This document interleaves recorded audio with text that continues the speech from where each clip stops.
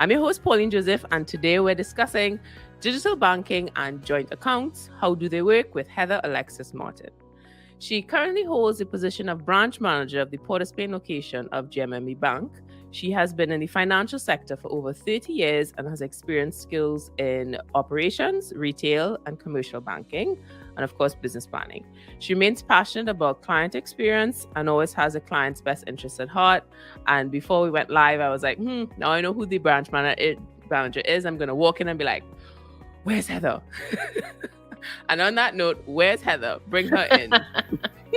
Good morning, Paula. Thank you for having me. So let's get into what is a joint bank account? Let's start simple. Let's start there. Okay, so a joint bank account, basically, it's two individuals who decide to open a savings account. We have different types of savings account, but basically it's an account where the two parties agree to have this account, put in monies at any point in time and have access to it or individually at any point in time. All right, great. So who are basically the top individuals who would you say, based on your experience, would seek a joint account? So you have spouses, people who are deciding to start a life together, probably want to save towards a wedding or an event. We have people who may be living together, could be a brother and sister, could be two people who decide to save money to go on a trip, or even if you're into some non-registered business, let's just say, I just want to use loosely, maybe somebody who may be selling cookies or cakes and they're just starting up, you and your girlfriend, they decide to pool your funds together or want to have access to an account where they can put the money in and be able to have access to it easily. So it doesn't have to be, how some situations you have to have the same last name, you have to show proof of the fact that you're family. So it doesn't matter what your relationship with that person is. Correct. No, it could be anyone. Once you decide, when you make that decision to open a joint account with someone, know very well that you are really committing to giving the person access to those same funds that you may be putting in on an individual basis, or if it's on a collective basis, you all are doing something, you totally agree and trust this person to have this account with them. I feel like this is going to be some therapy session, because I'm getting some memories back on when I started my business back in the day, and I had a partner and he took out money without my knowledge. So when it comes to accessing the actual funds, are there things in place where you can say, okay, nobody could take this amount of money without two signatures, everybody can have access to it? Is there sort of tiers or levels to where you can open this joint bank account? So a basic joint account does not carry any levels or tiers. It's a savings account, so the two persons have equal rights to the account, to the money. When you go into tiers as to who can have access to what and how much one person can have access, those fall under when the business is registered. So it could be like a limited liability company, a partnership, even a sole trader who may give someone authority to have access to the accounts. But in the truest form, a joint account as it is, each individual has the same access to that account. So unless you decide to register whatever it is you're getting involved in on a legal basis, even like a society, club, anything like that, those are the type of accounts that will carry the different tiers as to how much, who could access what, who could take out, who could deposit, those sort of things. But a true joint account, it's 100% equal opportunity for both parties involved. And Desiree is in the comments saying a joint bank account is the worst thing to have with an untrustworthy person. And, it's interesting because you don't start something thinking somebody is going to be untrustworthy. So if someone's thinking about this and they're watching this and going, what would you say maybe is the top 1 to 3 questions one should ask oneself before going into opening a joint bank account with somebody? It's a great question. So one of the things I would ask myself is, can I walk away from this money? Am I comfortable knowing that this person can take the 100,000 that I am putting in as part of this venture and feel comfortable with it. Do I know where to find this person? Background or information on this person to trust this person at this level? And what I'm getting to do, is it legal? Is it something that could fall back on me if there's any sort of repercussion that could happen that coming out of this? So you don't go and open a joint account with someone who says, hey, I will give you back 10,000 in 5 weeks if you just put $100 every day. No, you don't do that. I'm feeling that a lot of stuff is falling into someone's garden this morning, but we're just here to educate people. We're just here to educate. So, right. We think about this idea. Maybe you have, you mentioned earlier going to traveling and you're not too sure in terms of like, okay, these are expensive, you're going to put it in joint account. Why would someone do that versus just saying, okay, let's just pay for everything separately and everybody manage your own finances? Why would someone opt into doing a joint bank account instead? Well, again, it had to be the intent of the person. So maybe for some reason they figure, because you get one bank card, you get both bank cards, two bank cards where you probably have access to a little wider limit. So because both of you have a card on the account, but to open a joint account with someone, it just makes it probably easier for tracking purposes. Maybe whatever you're getting into, you can always now say, well, okay, this is what I've put in, or this came from the sale of this. So maybe just for tracking purposes, somebody may think of it might be a better option for them to open a joint account as to hold the cash at home, or say, well, I have this amount of money. So everybody brings to the table what they need to bring to the table, and it's open and it's in an account that it's transparent, that you can always view at any time. Okay, great. Let's talk about the access, because you mentioned, cards. So is it that you have an option to have a joint account, check-ins or savings? You do. We tend not. Well, if you open a checking account, there's a different area that we will go into. In terms of the checking account, well, firstly, rarely people take checks right now, so that's kind of like a taboo in the bank, unless it's a business account. But for a personal joint checking account, it's not something that we would encourage, because it's kind of hard to keep track of who writes what check. But on the access, you could do online. We have internet banking, as well as they have the bank cards that they can have access to the funds. It's so funny you say checking as checks are taboo, because I recently opened a business account and they're like, yeah, this is, these are the checks. I'm like, nope, keep that, please. Because then I also have to have the responsibility of, maintaining that. And I'm going to be honest, this is why I do these series, so I can learn about money, because I really don't like to manage it.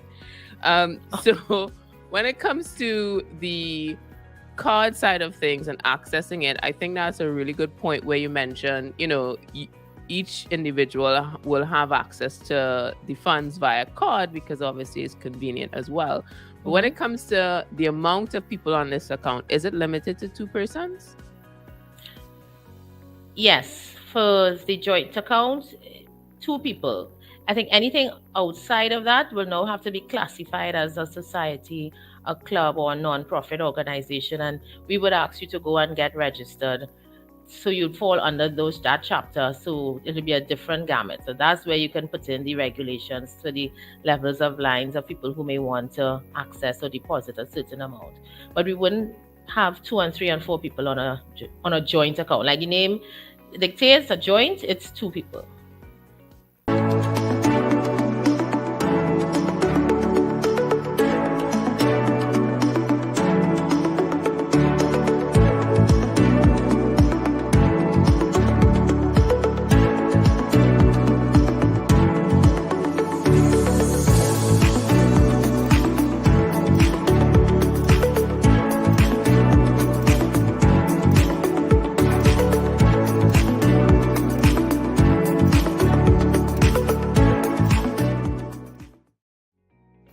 Good morning and welcome back to the live series Straight Off the Bat. Join us on Thursdays as we speak to individuals across multiple industries who will help you understand financial literacy and education.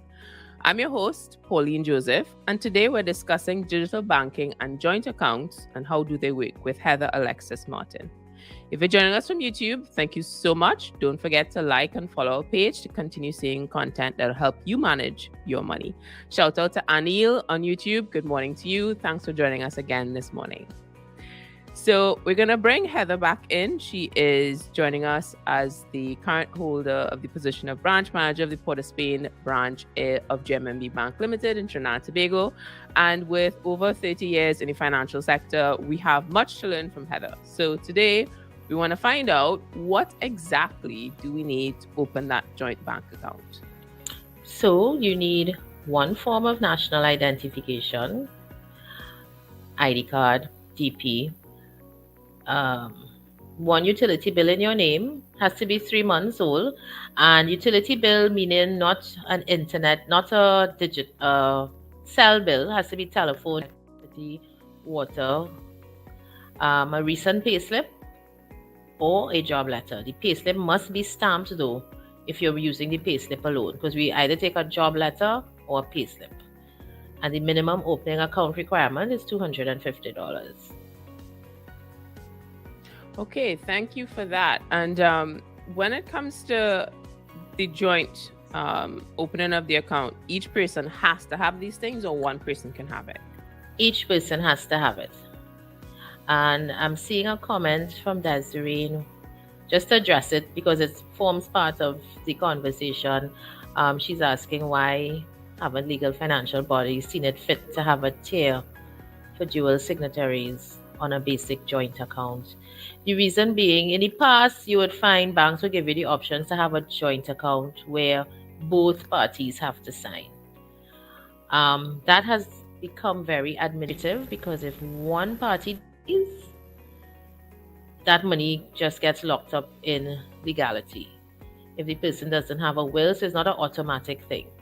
If the other party didn't have a will, and now the estate will have to file for their legal documents for us to access the money. But because once it's earned, so that's why we don't encourage people to have a joint account that is earned. If you come into us and say, well, I want to have a joint account, but I want both of us to sign, we will advise, you will then listen, what is the purpose of this account? Because having an account where both parties have to sign, if anything happens to one party, the other party does not have access to the money immediately.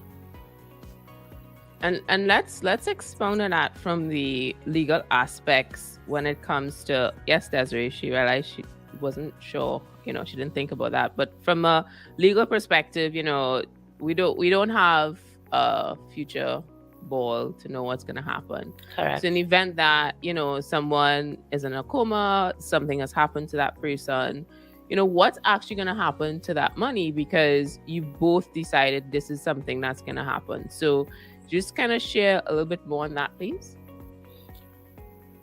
Correct. And we've seen it happen on during my lifespan in a FI, in other FIs.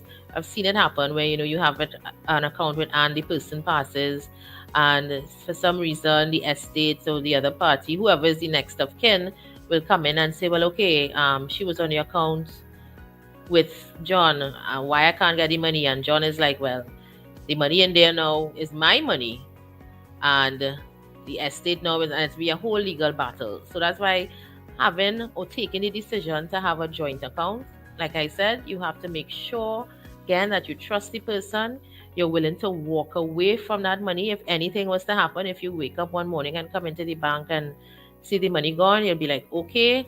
Other than that, when you open the account, we will inquire as to what is the nature of the account, especially if you want to put it on, and we will guide you accordingly to perhaps maybe these are the options you should take, because this is what could happen if you haven't thought about it. In terms of death or sickness, the account gets locked down and there's no access to anyone, so it's not beneficial to anyone at that time. When it comes to the actual reasons behind opening a joint account, you have this wealth of experience, couple decades. What would you say is the top 3 most popular reasons people open a joint account? They open a joint account, the reason to save towards some events. Like we see people, they would come, they would open for carnival. to have a little 12 months, to open for carnival account, or if it's for a trip or for weddings. There are different reasons that people will decide to open a joint account. But like I said, the myth about it is that they feel that they can come in and make a claim if the other party takes out all the money. And that's the biggest myth that they have of surrounding a joint account. Just remembering that the person has the same access to the money as you would have. And if one morning they get up upset or the relationship turns sour, whoever reaches to the bank first gets the pot. Wow. And, if someone has done this, they've signed up for it. Also, wow, when people saving money for carnival costumes, it makes sense though. It makes sense. Financially, Yeah. it makes sense. But what if the person is, trustworthy? They think, okay, this is going to be our first time playing carnival together, and then for some reason something happens. Where's the liability on the individual who basically was duped? Because they're gonna come in the bank and go, well, why did you allow this person to take my money? And then we will pull out the account opening form and show them the clause that they signed to. That would have been properly explained to them, especially if it's two young people or two people who has nothing in common, meaning two friends, or a mother and a daughter, a mother and a son. They can open a joint account for whatever reasons. Could be for education. Once the person is of legal age, that is, they can open a joint account. But it's on the form. It's clearly stated on the form that the liability, both persons are liable 100% for the account.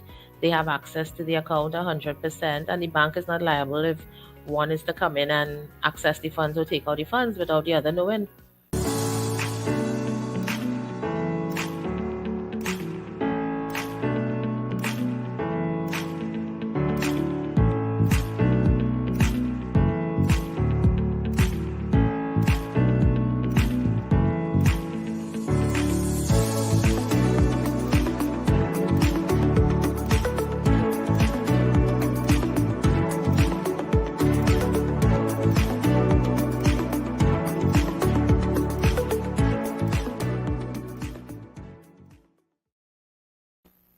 Welcome back to the live series Straight Off the Bat. Join us on Thursdays as we speak to individuals across multiple industries who will help you understand financial literacy and education. If you join us from YouTube, thank you so much. Shout out to Gymnastic on YouTube. Good morning to you as well. Don't forget to like and follow our page to continue seeing content that will help you manage your money. I'm your host, Pauline Joseph, and today we are discussing digital banking and joint accounts and how do they work with Heather Alexis-Martin. She currently holds a position as branch manager of the Port of Spain branch of JMMB Bank Limited, and she's been in the financial industry for over 30 years and has experience across multiple segments, which is operations, commercial banking, and business planning. She remains passionate about client experience, and we want to drill a little bit about joint bank accounts for business. So let's bring in Heather. And in case you missed earlier on, we covered in length joint bank accounts and digital banking from a personal perspective. But before we close off, I want to have the conversation around business joint bank accounts. So what's the major difference between, just two individuals saying, hey, let's save for an event, let's save for education, versus we actually have a business joint bank account? Okay, so firstly, we wouldn't term it as a business joint account. It would be a business account because this will be governed under certain legalities under the Companies Act. So you can have a limited liability where two people are in the account as directors, and they can designate who could access what, who could withdraw what. So one person may be able to withdraw up to 5,000, or both of them could draw, let's say, up to 5,000 individually. Anything over that has to be signed by both parties. So that's the major difference with having a joint account, because they are now under a Companies Act and they have a registered body as a limited liability. You could be a partnership. You can be a sole trader where you can add somebody on to access funds up to a certain amount, or you can be registered as a club, society, lodge under that act. So any signatories or access to funds, any one of those acts, you can now state, listen, I want this. This is how I want it. Anybody can access up to 5,000 or 2,000. Anything over that requires both signatories or whoever is registered under the business. So to reiterate, it's not a joint account. It's basically an account signed up through the legal aspect of whatever the organization you've built in. So if it's a Correct. limited liability, if it's a NGO, it's there, it's signed up through that, and then you then assign who has access to the funds. Yes, you will give us a letter stating Jack, Jill, these are the people who are the signatories of the account, and this is the amount they're authorized to access. So that would have been discussed at the minutes at a meeting, and it will be documented in the minutes that this is how we want the company to operate, and this is how we want people to be able to access the funds. So the persons who will have access to the funds of this organization, would they have to be physically there to be able to say, okay, these are people who have access to it? Yes, they will. Yeah, when they're opening the account, they will have to come in. But sometimes we have like a business where you and I could be in a business and Jack and Jill could be the signatories because you and I may be out of the country, traveling, doing this, but we would have now empowered Jack and Jill to have access to the account for this amount, etc. And anything over a certain amount could require a signatory from yourself or me to move forward. And it also goes hand in hand with our online banking as well. When the online banking is set up for the business account, it carries the same sign-in authority or access as what is done over the counter. So when it comes to the digital aspect of opening this business account, because you can have someone who can have access to the funds, but not necessarily access to the digital banking on Moneyline at JMMB. Yes, so you can state as the main person under the business account. You can have view and access rights. You can also have rights where you can authorize transactions or start a transaction where you as the main person, like I said, we can also put limits to what you can access and what you can do under the corporate money line. And does the bank have to get involved when you give access to these individuals on your online banking? We will get involved. It has to go in line with whatever is the signing authority that you would have opened the account at that time, because at that point in time we will give you the form for the corporate money line, and we will make sure it's the same access, because it doesn't make sense saying John has only access up to 5,000, but yet on Moneyline he has full access. So that means he could go in and transfer all the funds out or do whatever he wants. So it will go against what was initially set up and how the company was set up. So the physical sign up of the account is separate to the digital banking access. Mm-hmm. Sorry, could you repeat the question? So when it comes to, so when we are opening this account, and same goes for the joint accounts, right? Is it a case of you are giving the information to open this physical account, but then you have to have a separate process for accessing the online funds? No, it's not a separate process. Everything is done at the same time. When you open the account, it all forms part of the form of the account opening documents at that time. So it's like one form you will fill out. So how easy is it to shift from a joint bank account to a business entity, a business account? It's very easy. You just need to bring in all your documents that you would have gotten from the company's registry, and we would just transfer the funds.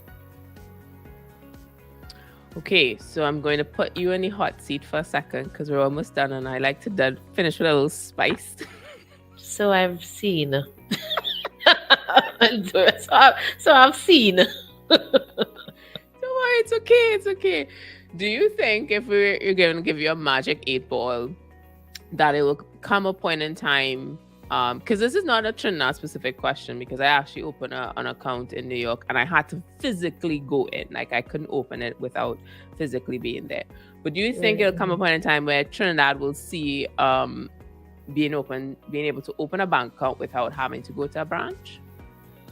There will be it was something we rolled out during the pandemic, but again, it will mean changing some of our regulatory requirements, and I'm hoping that we will reach that stage, but it will take some tweaking to do, especially with the amount of fraud that we have been seeing that came out of the pandemic, unfortunately. So verifying documents and touching and feeling is something that is still very much important until we can work out that aspect, that background aspect of how to avoid people who say they are and really are, as opposed to who are not. Okay, I think that we now understand. I think we're much clearer on digital banking and joint accounts. Thank you so much, Heather, for joining us today and sharing all the insight into information that a lot of us need to know, because, it's great to have this information before you reach the bank. So Thanks again, Heather, from JMMB Bank. And for those who are watching, sign up to be notified on our next live show via the link in the comments. And always be sure to like and follow us. If you're watching us on Facebook, just smash that follow button, right? And thank you again for joining us, and I'll see you soon. Bye.